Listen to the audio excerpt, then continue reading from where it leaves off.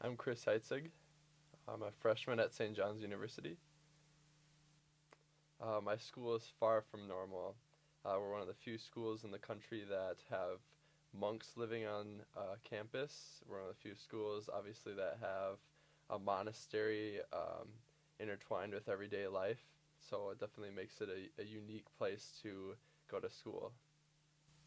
Oh, I have a lot of experiences with monks. Brother Joe, Father Bill, Father Ian as well.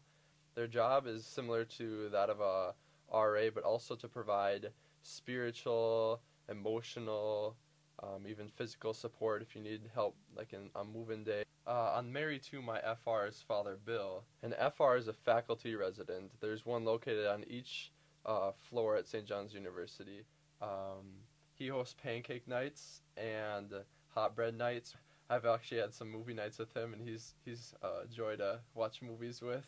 I always ask probing questions afterwards, so that's always nice.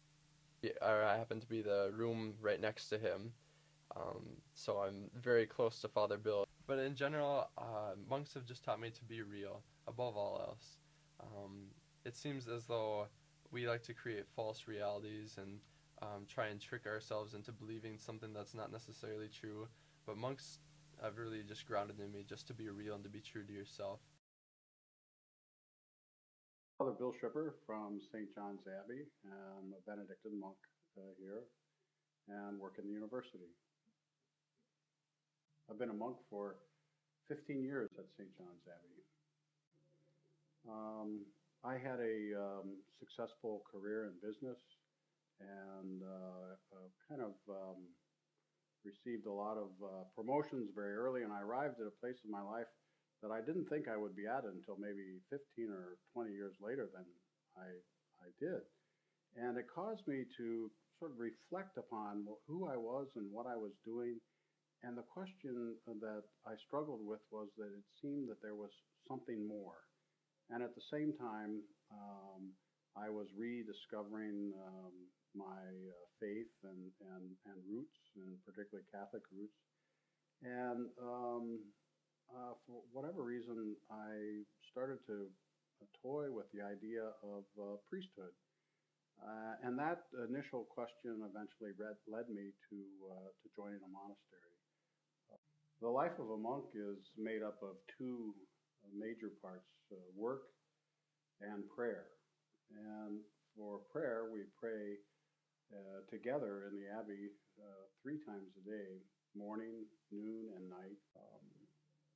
And a monastery is a place where a community comes together. We call it a cloistered area, which means it's shut off from the rest of the world.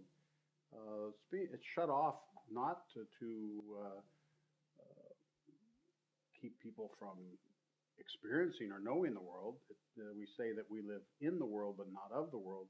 But the monastery area is private so that we can observe silence, prayer, and it's just not a public place. It's a place that is sort of well, it's our home, so we need a certain amount of privacy, but also we need quiet and a tranquil place that we can step away from the noise and all the activities of the world.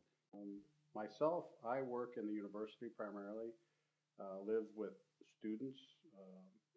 My major part of my job is in campus ministry, helping to manage and direct programming for the student body of College of St. Benedict and St. John's University. In addition to that, I help organize and facilitate men's spirituality groups at St. John's. We have about 16 groups of men that make a 4-year commitment to be together and talk about both spiritual things, but also what is going on in their lives in a safe and a confidential setting. Another aspect of my work is being a faculty resident, which means I live within the dorms with college students.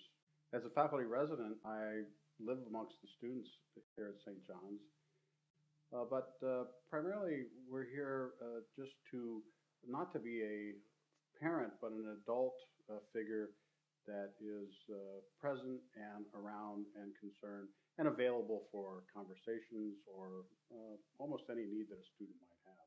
But I've given up having a family, but on the other hand, I have a family of the men that I live with who are considered my family.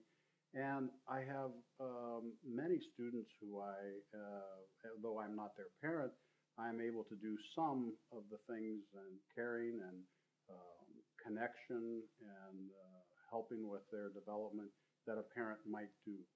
So I feel like my life is richer as a monk, not poorer or less. And I think that develops a real sense of gratitude, of being thankful for where I am, what I'm doing, and thankful for the many people that have come into my life that would not be in my life if it were not for the fact that I were a monk.